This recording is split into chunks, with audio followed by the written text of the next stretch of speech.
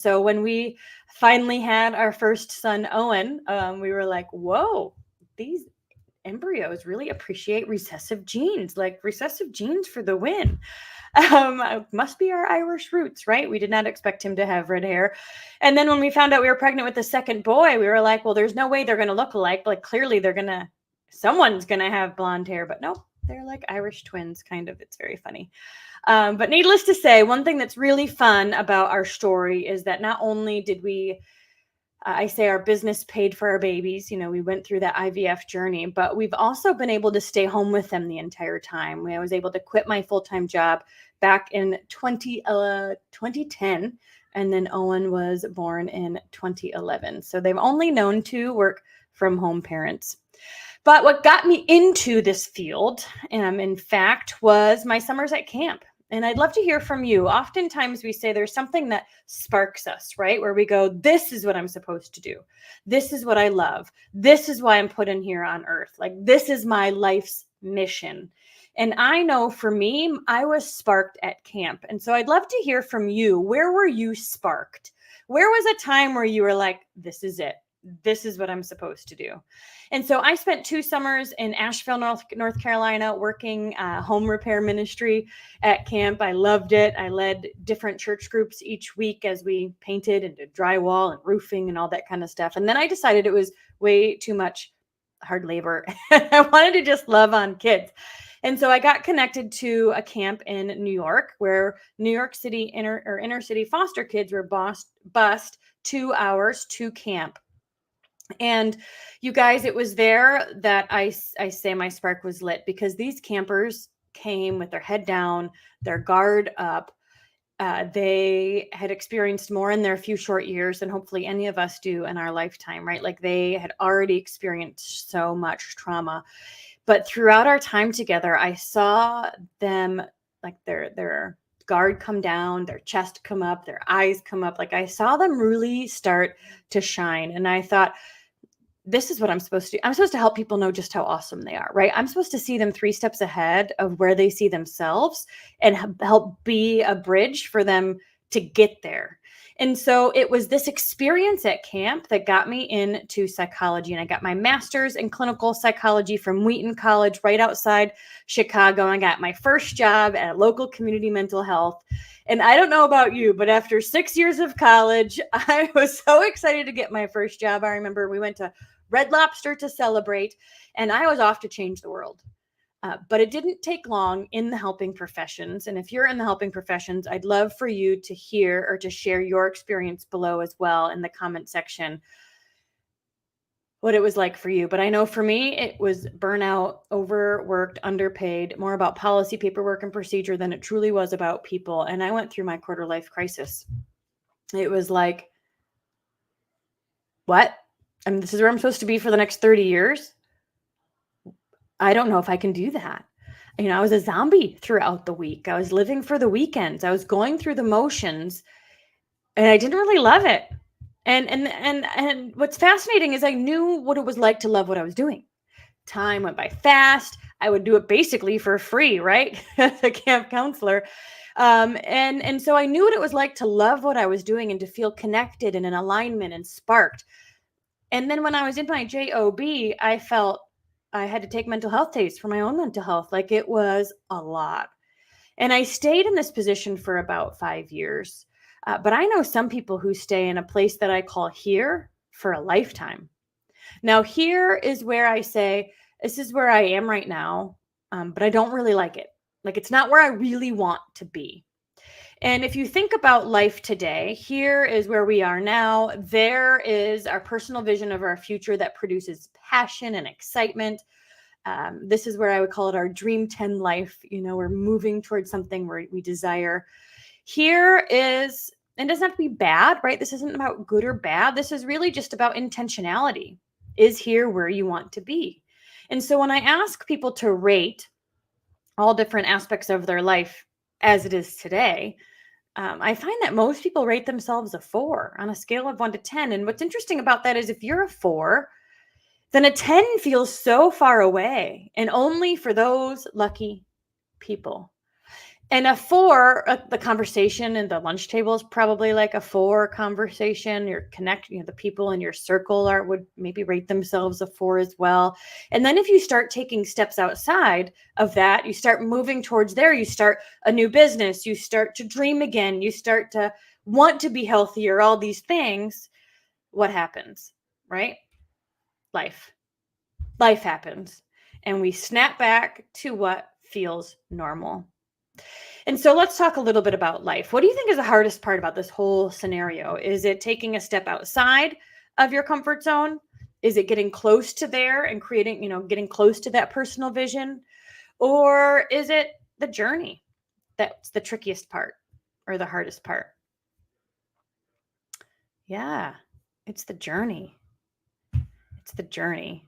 And the journey can be a lot of things. It can be personal limiting beliefs. It can be insecurities. It can be comparison game, looking at others instead of your own goals. It can be relationship drama. Like, it's hard to live in the world of dreams if there's relationship struggles, or you're walking on eggshells, or there's chaos happening. Maybe it's lack of clarity. I don't know what I want. I just know I don't want to be here. Or there's resentment or anger or things from the past, jealousy, that's holding us back or tethering us emotionally to other things. It's hard, or maybe it's the how. Like, you know what you want, but you need to gain more skills. You need to learn skills to get from where you are to where you want to be. Or maybe it's energy. Energy is, I often have people will say, I really want to build my own business, or I really want to become a coach, or I really want, but I don't have the time at the end of the day to add more things. And my thought to them is it really time that you're missing, or is it energy? Because my guess is you're doing a lot of things that take away your energy. And so it's not that you have less time. It's like when you get home, you're so exhausted, you can't imagine putting energy into something else. But we know, right, when you're doing something you love, it actually gives you energy. So it's an interesting thing to talk about. So let's see, we have Kathleen said she's on a mental health, wellness, and holistic journey for fertility. Ooh, amazing. Even went back to school to create her own holistic wellness consultant business. Kathleen, that's awesome. That tells me you've been sparked. You've been learning about something that's relevant to you and it's meaningful to you, and you have been sparked. Yeah. Pamela says, sometimes it's getting started. Yeah. But what's interesting, if you think of like the honeymoon phase, like, yeah, I'm going to go on a diet for 2 weeks, or no, 2 weeks in, you're like, whatever, okay, I give up. So sometimes we're excited to get started, and then we hear our first no and we snap back. Or we have we hit a road bump and we snap back. Or there's, something that just goes, whatever, I'm going to stay here. All of that, very, very valid. But today, what I'm going to teach you is what I was able to do to get out of that stuck feeling of, this isn't where I want to be. I don't want to be here for the next 10 years, and create a future for myself that I was so stinking excited about. Over the past 20 years, I've been able to work with clients and fellow coaches and help them do the exact same thing. And as I experienced success in my industry, more and more people kept saying to me, Denise, tell me what to do. If I were a fly on the wall, tell me what to do. How did you experience success? How did you keep yourself motivated? How did you, get from where you had no idea what you were doing to experiencing 6 figures a month on a consistent basis? And so today what I'm going to teach you is called the Dream Life Pathway, and we're going to connect it to our nervous system, which is how and why you can either stay stuck no matter what you say you want, or you can create momentum in your life and align your dream life pathway to unlock success. So head is all about, what do I want? Clarity, mindset. Heart is all about, do you believe it's possible, or do you have emotional strings, grief, insecurities, all these things that are emotional tethers that are holding us back. And feet is all about skill set, time management. Like, sometimes you have to Google, how do I start a podcast, and learn new skills in order to take you where you want to go. But what I have found is when you're in dream life pathway alignment, ooh, baby, the how starts to show up for you. And as Kathleen mentioned here. It's also removing the negative influences in your life. Yes, and amen. And so choosing to be a part of a growth-focused community it changes your subconscious normal. It changes what is possible for you, because your body wants you to fit into the tribe, and changing your tribe is part of that process. So let's dive into how the nervous system impacts your ability to be in dream life pathway alignment. And so we're first going to kind of do an overview of the nervous system. First, we've got our central nervous system, right, which starts at the head and goes down the spine. And then we have our peripheral nervous system, which starts in the spine and connects to your limbs, your toes, your fingertips, and it gives signals from your limbs to your central nervous system, which brings it to your brain. And then our peripheral nervous system has two functions. One is somatic, which is the sensory signals back and forth. This is voluntary. This is when you're choosing, like, you're choosing to move your hand. You're choosing to, you're choosing, you're feeling it. You feel the pen, right? Or the automatic nervous system, which is involuntary. This is more like when you touch something hot, you don't have to think about it. Your body just responds to, like, oh, that's not good for me. And so there's a lot of things that are happening automatically within our nervous system. Our heart rate, the bodily functions, right? Our gut system, like a lot of things are automatic. And that automatic nervous system has two main functions. One is parasympathetic and the other is sympathetic. And so parasympathetic is when we are living in the world of dreams. And we'll talk more about this. This is the state of our nervous system that is peace. It's rest and digest. The sympathetic nervous system is when we're in what's called fight or flight mode, right? Our nervous system is on edge. It's like we see a tiger or a bear and we're getting the heck out of here. We are reacting. We're not thinking.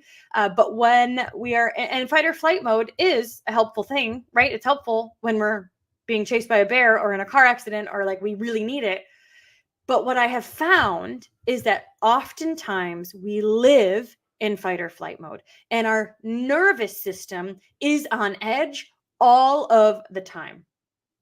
And so it doesn't take much to flip us over the edge, right? It doesn't take much if we're living on a 7 or 8 to like pop off at a 10 when we're in traffic, or when a stressor happens, or when we're triggered because we haven't done the emotional healing needed. And if you've experienced chronic trauma, your body had to live in fight or flight mode. I mean, if you've got addiction in your home, fight or flight, like that, your nervous system is always on edge. And so it was on edge for a reason. But my guess is that you're no longer in an unsafe environment and it's still on edge. And that's where we want to do some of the retraining.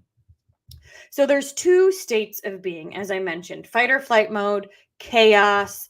It's like you're living on edge all of the time. Your body's in freak out mode. You're feeling anxious. Your heart is racing. Or we've got the state of peace. You cannot be in both at the same time. And they are compounded by chronic stress. You think working full time, having children at home, like how many plates are you spinning? Like, yeah, there's a lot to think about. Trauma or past trauma, that where I mentioned your nervous system is in constant fight or flight mode as it needed to be during that time. But my guess is that it potentially doesn't need to be now, but yet it's still in that freak out mode. And then that can lead to these triggers where you see something that reminds you of the past, or you smell something, or if you've ever seen or heard of the analogy of all these cars are driving by and you don't even notice them, right? You don't care at all. But then one looks like your ex-boyfriend's car, and all of a sudden you hone in and your emotions are up. That would be considered a trigger. And if you've got triggers that are happening within your day, again, it's triggering that fight or flight mode and that reaction type mode. So the world of drama. Let's talk about fight or flight mode here. This is, again, where you're on an 8 or 9, you're blowing up, you're tense, you're potentially relationship struggles. Feels confusing. Like it feels chaotic. It feels, the world of confusion is not the world of dreams, right? So you're just in this constant state of not good enough, late, nothing ever works, again and again and again and again. Let me know if you've ever experienced that. Now, we all have, let's be real, right? We've all had times in our life where we're in chaos. The question is how long are you living there? And are you living there most days? This is when we're in the fight, fright, flee, or fight, flight, freeze, or fawn state. Our nervous system is in that freak out mode. And it impacts us. It impacts our brain. It impacts our emotions. It impacts our body. We don't know what to do. We feel confusion, high anxiety. We're not sleeping, high stress, struggling. It impacts, when you're in fight or flight mode, your blood goes from your body to from your brain to your body. And so to your limbs, and you're not thinking as clearly. You're not digesting food as well. You've got racing thoughts, racing heart, and then maybe you're even escaping, right? This is when we're feeling that high anxiety, when we just want to isolate. Maybe there's negative coping skills that you've picked up, drinking more, or, just hibernating it's not actually helping you feel better. It's helping you, in fact, feel worse. And so the impact of stress on this already overworked nervous system keeps you in this state of chaos. So a busy schedule, family drama, feeling depressed or lonely, chaos at home, even loud or crying children. You're like, oh my gosh, that can keep your stress level up. You think of work, money problems, feeling overwhelmed, demands at home. I mean, rate your current stress level right now on a scale of 1 to 10, 10 being like I'm at my panic point, 0 being like cool, calm as a cucumber. Rate where you are now, and just know that this level of stress is impacting you in a nervous system level. This is one reason why people talk a lot about cortisol, right? Because cortisol is a stress hormone, and it impacts your body, and it impacts how your body functions. And the health industry is constantly saying things like, one secret way to lose weight, or one thing we don't quite think about, is if we've got extra cortisol running through our body, that's going to impact our ability to lose weight, even if we're doing all the right things. And so think about the stress that you have at home and within your day-to-day life. And is it keeping you at a 10, or are you, where are you at? All right. Kathleen says 5 most days now that I wear loop earplugs around the kids. Smart. Very, very smart. I love that. Especially that it's a smart way to you can't change, what can you control, right? Smart. All right. So again, we talked a bit about fight, flight, or freeze. I call it the world of drama, the world of panic, the world of chaos. This is enacting the sympathetic nervous system, versus rest and repair, which is what I call the world of dreams, or the world of peace, or the world of calm, or the parasympathetic nervous system. And the goal is to turn off the sympathetic nervous system and step into the world of dreams and live with your parasympathetic nervous system mostly turned on. So then your sympathetic nervous system can do what it needs to do and what it was designed to do, which was keep you safe in the midst of crisis. So who wants to live in the world of dreams? I want you to put world of dreams in the comments if this is interesting to you and you want to live more in the world of dreams. This is when you are calm, cool, and collected. This is when you are brainstorming, you're creative, you've got ideas, you feel in alignment, you feel connected to your purpose, you've got community and friends. And again, this doesn't mean that it's like life's perfect and now there's no issues, right? It just means that your baseline is your parasympathetic nervous system turned on. Your baseline is feeling good about who you are in your world. And then when an upset happens, you can then get back down to baseline. Yeah. So Pamela says her stress was at about a 7, but about a year ago, it was at a 12. So she's moving in the right direction. Yes. And amen. Lisa's ready for the world of dreams. Awesome. Awesome. Yes. Let's do it. So let's talk about how to get in rest and repair. The world of dreams is when you're breathing more deeply, your heart is calm, you're clear-minded, you respond to situations versus emotionally reacting to them. You've got the brain space to dream.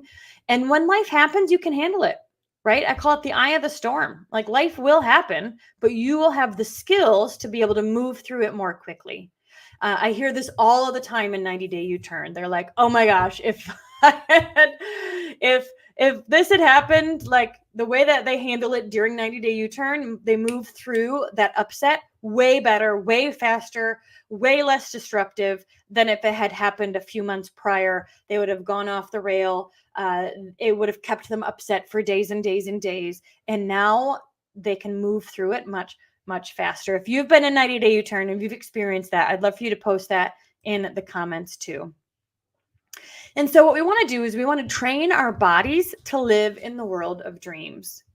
And so the first question to ask yourself is, what can you do to fill your cup? What can you do to calm your body down? Is it meditation? Is it dreaming or breathing? Like heart math is where you put your hand on your skin and do some deep breaths. Your heart actually has brain cells too, and they're connected, and so it slows your thinking down to slow down your breathing and slow down your heart. What can you do to fill up your cup? And then when we think about what we can do, there's a couple things here. I want you to think about what you can do. Like, what are the things that you do that make you feel joy? Is it crocheting? Is it taking a walk? Is it going for a bike ride? Is it talking to friends? Is it going out to dinner with friends? Is it cleaning the house? I've had several people say organizing makes me feel better. What is it for you?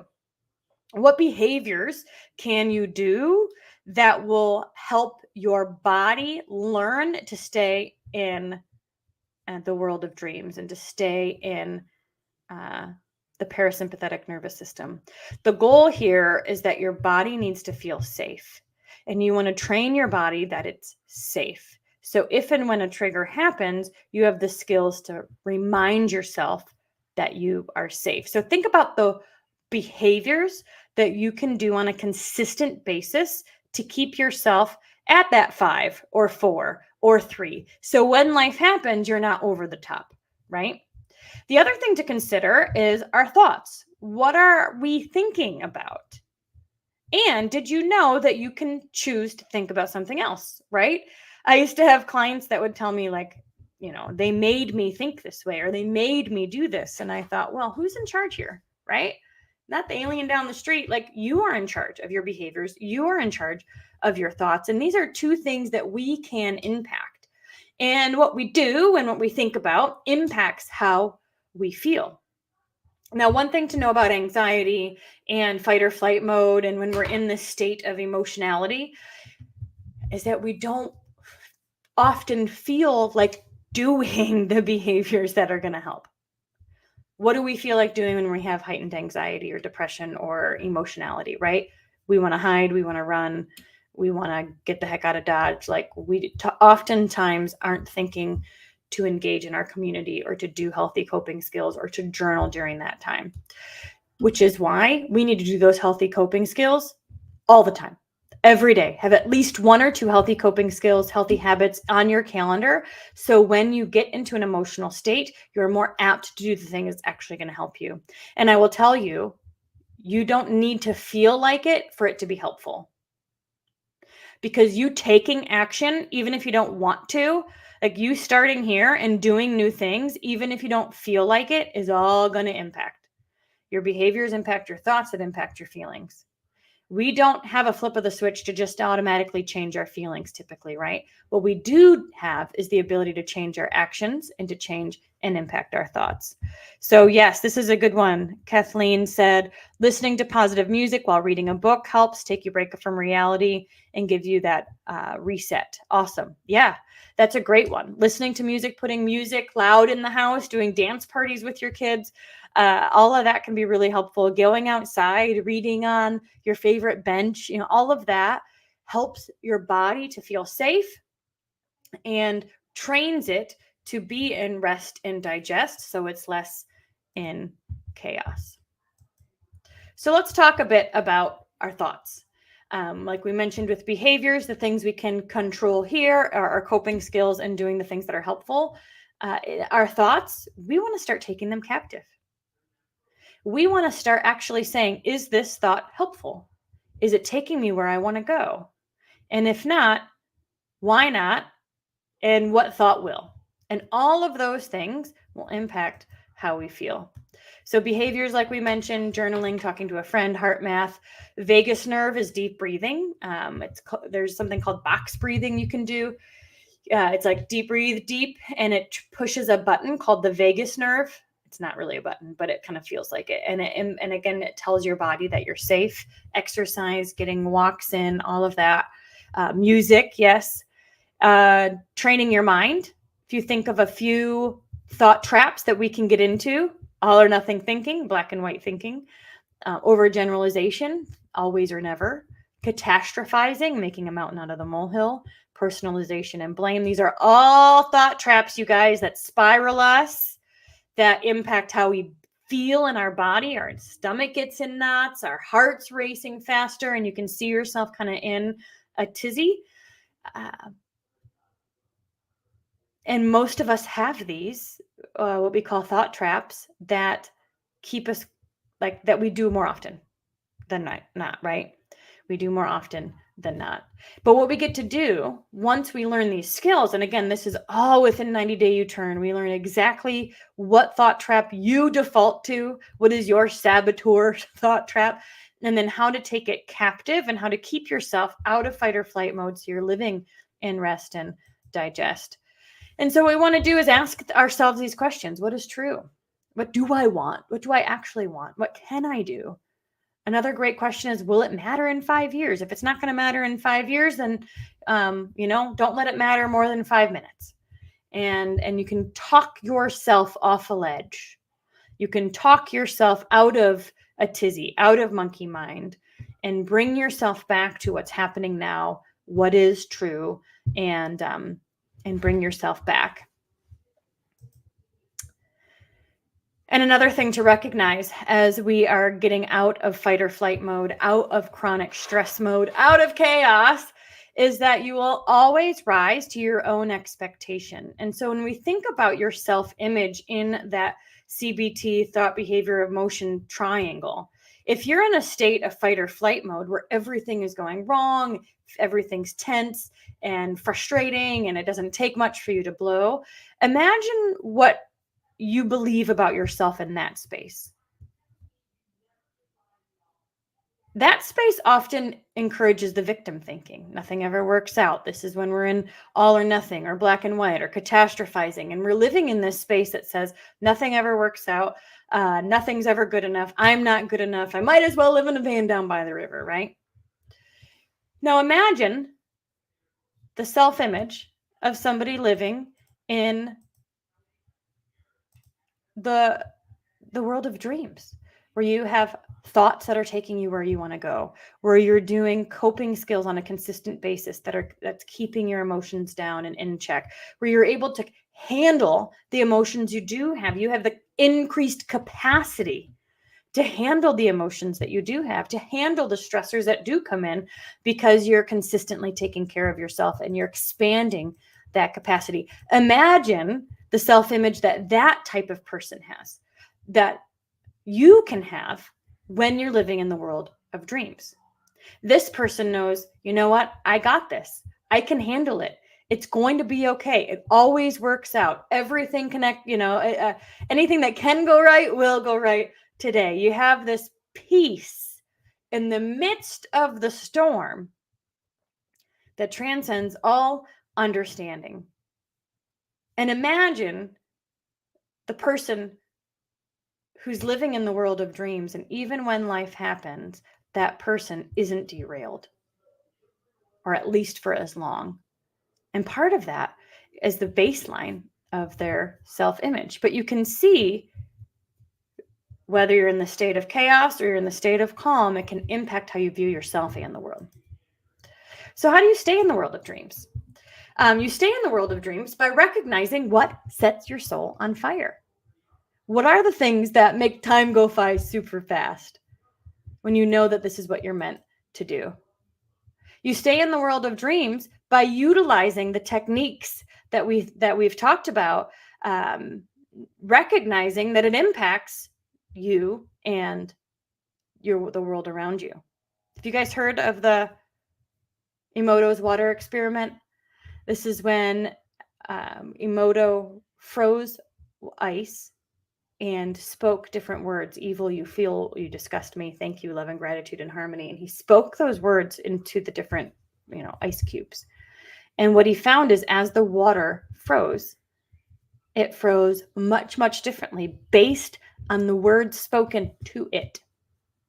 Meaning that the words spoken impacted the molecules of the ice. It impacted it physiologically. The words that we say, the thoughts that we think impact us too. So one way we stay in the world of dreams is not only adding those coping skills to our calendar, but also speaking life over ourselves and being around people who are speaking life over us too. Quickly, I don't know if you saw my post the other day on Facebook. I shared we did the Walsh apple experiment with my boys a couple years ago, and we had 2 apples from the same bag from the grocery store. We put one on one side of the counter, one on the other side, and one had a bad, you can see, you taste disgusting, you're rotten, you stink, you smell, you have worms, you are worthless, you mean nothing, you have no purpose, you are mean, nobody likes you. And then the good one said, you taste delicious, you are awesome, people love you, everyone loves your green color, you make our lives better, you are living in your purpose, you are loved, you are important, thank you for being you. And we spoke these words to these apples for 1 week. Now, the bad apple had a little couple black dots on the outside by the end of 7 days. Nothing too crazy. I didn't even take a picture of it because I thought, nothing too crazy. But when I cut into them, the bad apple browned within seconds, whereas the good apple didn't. It was fascinating. Try this at home. Our words matter. What you say to yourself matters. And so, practicing and retraining our automatic thinking, taking our thoughts captive, retraining how we what we say to ourselves, even in the midst of chaos, is going to keep us out of fight or flight mode and into the world of dreams. So the question I have for you next is, what does life look like when you live in the world of dreams? What does life look like when you're feeling peaceful? What does life look like when you've hit your goals? What does life look like when you're living your dream life? When you're thriving in all areas, financially, relationships, family, career, health. What does life look like when you are feeling peaceful and content where you are? Yeah, Kathleen, joy. Yeah. And when you're imagining that, guess what happens? You're imagining yourself 3 steps ahead of where you are now. Your body starts to feel it. So affirmations and visualization set us up for what I call the finish line feeling, right? Where we are just like living life as though we're experiencing that success. We see ourselves 3 steps ahead of where we are now. We see ourselves getting out of debt. We're imagining going on that vacation or, whatever the case may be. We're living, not that we're living in anticipation and like we can't wait and we're not happy now, but like we can love where we are and be excited about where we're going because we believe that it's possible. So I don't know about you, but I know that every year I give myself a goal. Every year I say, all right, this is the year that I'm going to XYZ, or I'm going to lose 10 pounds, or I'm going to build my business, or I'm going to step into coaching. Imagine what life is going to look like in 1 year if you're surrounded by positive, goal-focused people, speaking life into you, and learning these skills that are going to keep you in the world of dreams. Now, let's be honest. It's like August, right? We're over halfway through 2024. Have you experienced the success so far this year that you set out to?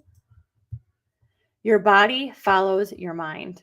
And one of the things that we know is that the people you hang around and the people that are believing and speaking into you impact that as well. And I truly believe you can be living your dream life in all areas at the same time.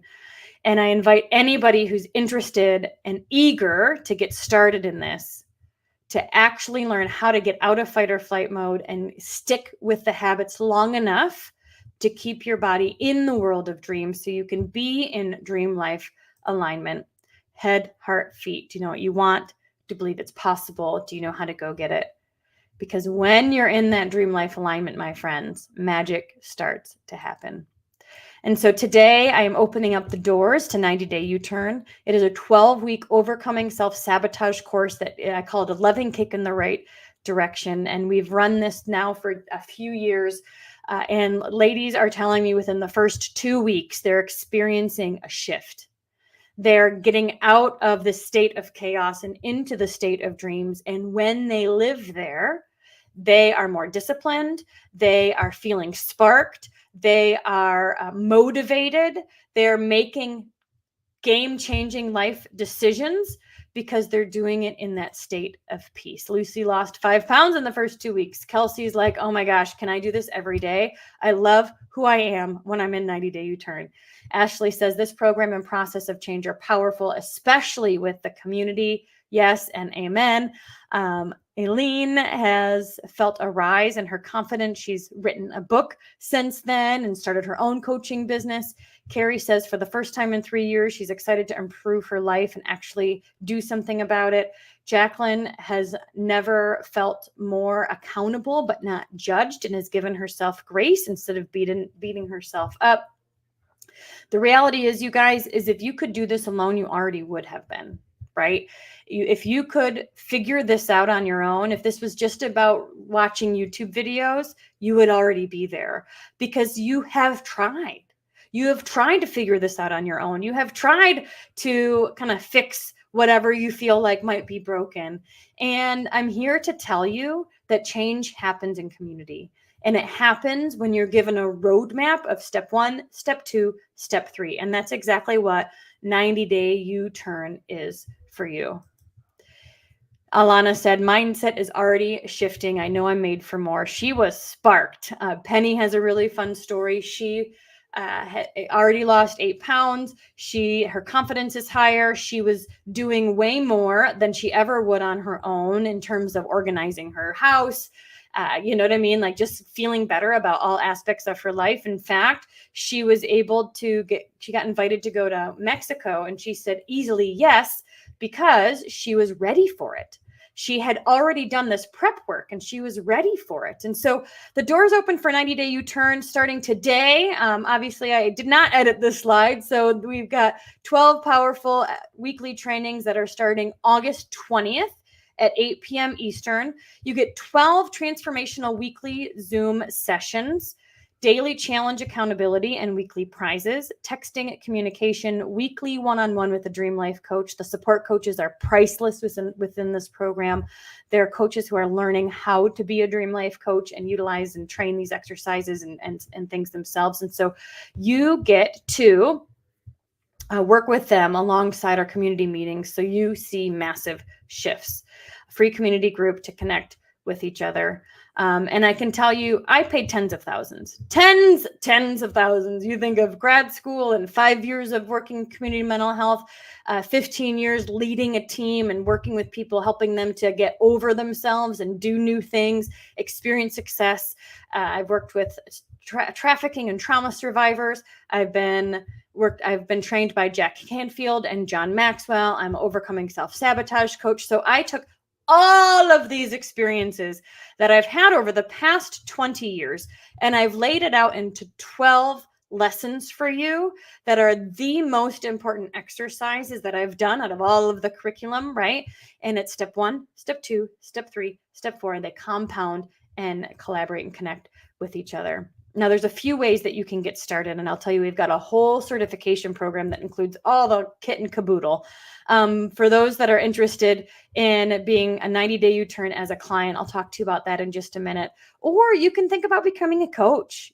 Dream Life certification program has 6-month or 12-month options in deciding if you want business support and things like that. And so reach out to me if you're interested in the certification and business program through Facebook Messenger or the text messages, and let me know. Write back certification. Let me know that you're interested in becoming a coach, and let's talk through to see if that would be a good fit for you. But if you're interested in the content, if you're interested in the content that's going to get you out of stinking thinking, out of fight or flight mode and into rest and digest for good, the 90-day U-turn is for you. Now, I literally could charge $3,000 for this program. I could because I know what I spent to learn it, and then the time it took to package it and all of that kind of stuff, and the results that people get. They say within 6 weeks, they get more out of 90-day U-turn than they have with years of therapy.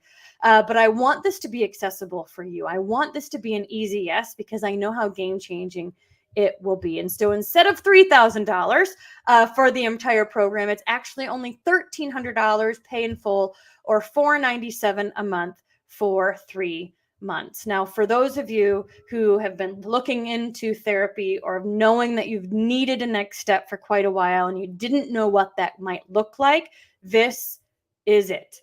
It is like I call it like a group therapy on steroids, right? Like you're getting a path to follow and a community to do it with skills that you'll be able to use for the rest of your life. And this isn't 3 months and then you forget. This is taking you in a completely new direction. And so I know, and I have firm belief that in 3 months, you will be unstuck, you will be sparked, you'll be motivated, and you will have made the life changes you know you need to make, but you've been too scared to do so. Wherever you are in your life right now, 90-day U-turn is going to help you get to your next step. So the doors are now open. Go to 90dayuturn.com. The doors close on August 6th, so just a few days, and then we start the 20th. And I would love, love, love more than anything to support you on your journey of getting out of chaos and into calm. And as Kathleen says, live in that state of joy. You deserve it. We only have one life to live, you guys, and it's time for you to live yours. If you're interested and would like to talk a bit more about if 90-day U-turn is for you, comment my turn in the comments below, and I look forward to messaging you. Have an awesome, awesome day, you guys, and I'll see you next time.